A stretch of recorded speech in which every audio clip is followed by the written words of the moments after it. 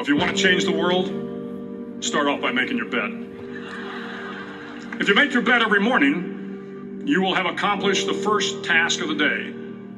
It will give you a small sense of pride, and it will encourage you to do another task, and another, and another. And by the end of the day, that one task completed will have turned into many tasks completed. Making your bed will also reinforce the fact that the little things in life matter. If you can't do the little things right, you'll never be able to do the big things right. And if by chance you have a miserable day, you will come home to a bed that is made. That you made. And a made bed gives you encouragement that tomorrow will be better. To pass SEAL training, there are a series of long swims that must be completed.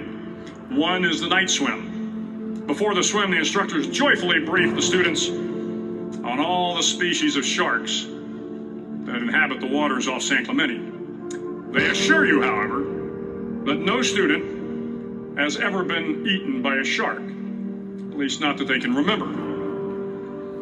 But you are also taught that if a shark begins to circle your position, stand your ground. Do not swim away. Do not act afraid.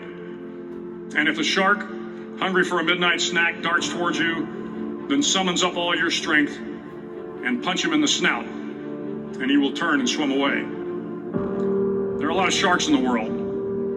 If you hope to complete the swim, you will have to deal with them. So if you want to change the world, don't back down from the sharks. Over a few weeks of difficult training, my SEAL class, which started with 150 men, was down to just 42. There were now 6 boat crews of 7 men each. I was in the boat with the tall guys, but the best boat crew we had was made up of little guys, the Munchkin crew, we call them. No one was over 5'5". The Munchkin boat crew had 1 American Indian, 1 African American, 1 Polish American, 1 Greek American, 1 Italian American, and 2 tough kids from the Midwest. They out-paddled, outran, and outswam all the other boat crews.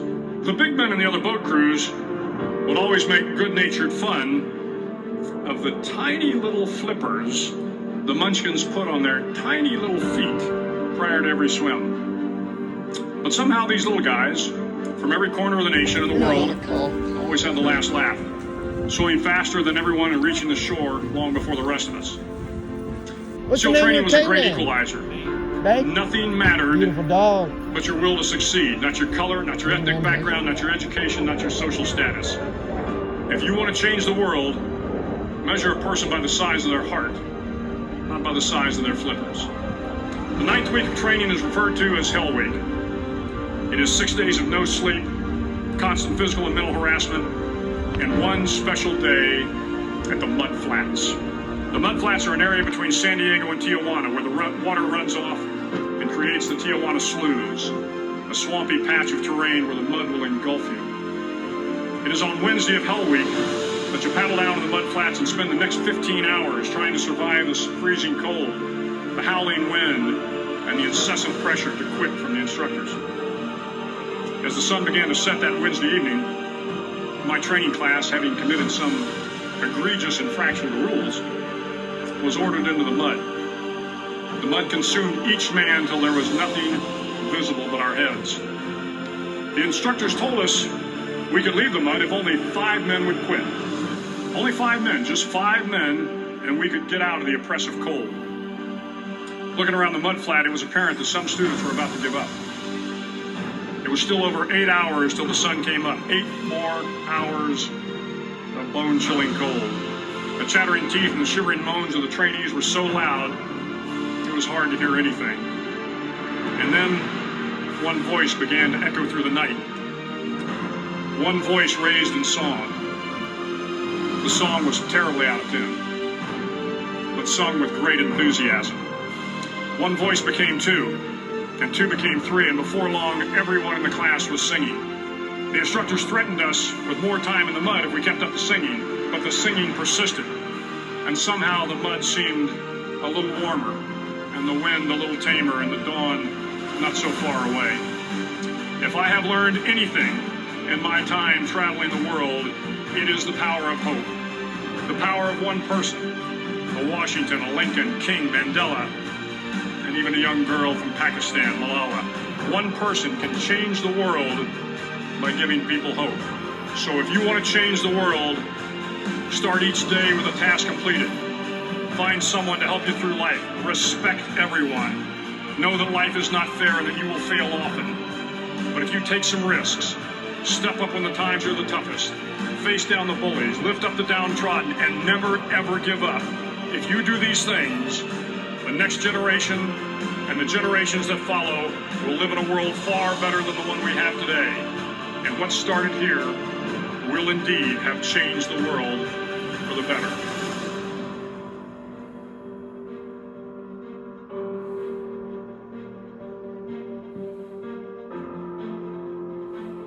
Talk to you about some things I've learned in my journey. Most from experience, some of them I heard in passing, many of them I'm still practicing, but all of them I do believe are true.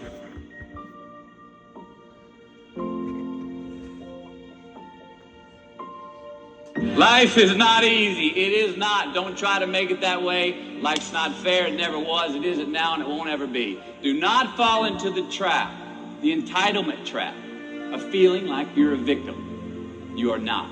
Get over it and get on with it. So the question that we got to ask ourselves is what success is to us, what success is to you. Is it more money? That's fine. I got nothing against money. Maybe it's a healthy family. Maybe it's a happy marriage. Maybe it's to help others, to be famous, to be spiritually sound, to leave the world a little bit better place than you found it. Continue to ask yourself that question. Now, your answer may change over time, and that's fine. But do yourself this favor. Whatever your answer is, don't choose anything that will jeopardize your soul. Prioritize who you are, who you want to be, and don't spend time with anything that antagonizes your character. Be brave, take the hill, but first answer that question, what's my hill? So first, we have to define success for ourselves. And then we have to put in the work to maintain it. Take that daily tally. Tend our garden. Keep the things that are important to us in good shape. Where you are not is as important as where you are. It is just as important where we are not as it is where we are. Look, the first step that leads to our identity in life is usually not, I know who I am. I know who I am. That's not the first step. The first step's usually, I know who I am not. Process of elimination. Defining ourselves by what we are not is the first step that leads us to really knowing who we are. You know that group of friends that you hang out with that really might not bring out the best in you? You know, they gossip too much, or they're kind of shady. They really aren't going to be there for you in a pinch.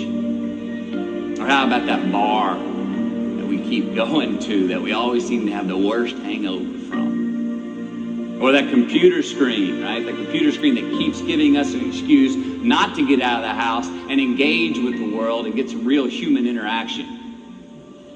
Or how about that food that we keep eating? Stuff that tastes so good going down, it makes us feel like crap the next week. We feel lethargic and we keep putting on weight. Well, those people, those places, those things, stop giving them your time and energy. Just don't go there. I mean, put them down. And when you do this, when you do put them down, when you quit going there, when you quit giving them your time, you inadvertently find yourself spending more time and in more places that are healthy for you, that bring you more joy. Why? Because you just eliminated the who's, the where's, the what's, and the when's that were keeping you from your identity. But trust me, too many options, I promise you, too many options will make a tyrant of us all. All right, so get rid of the excess, the wasted time. Decrease your options. If you do this, you will have accidentally, almost innocently, put in front of you what is important to you by process of elimination.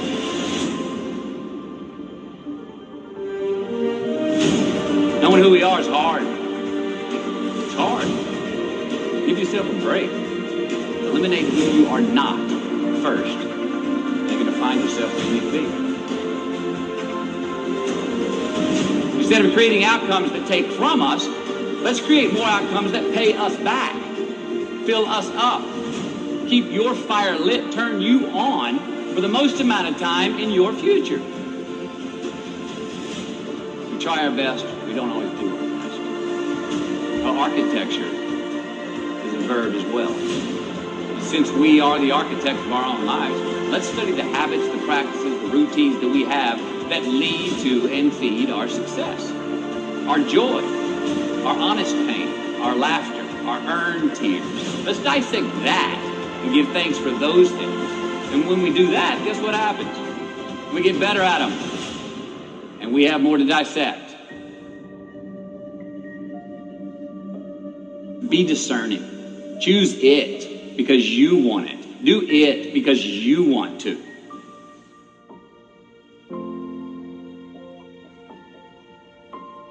We're going to make mistakes. You got to own them. Then you got to make amends. And then you got to move on. Guilt and regret kills many a man before their time. So turn the page. Get off the ride. You are the author of the book of your life.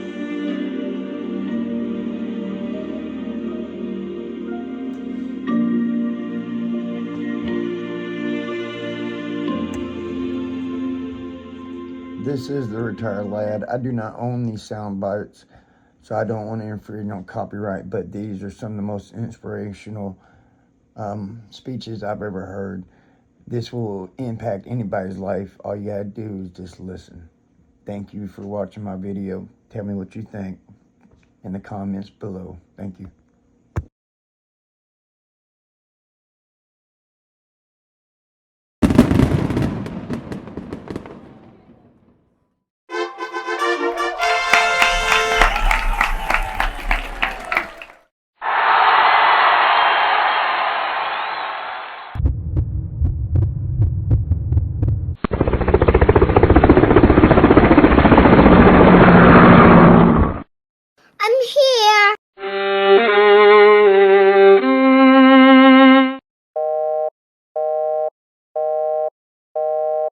Goodbye.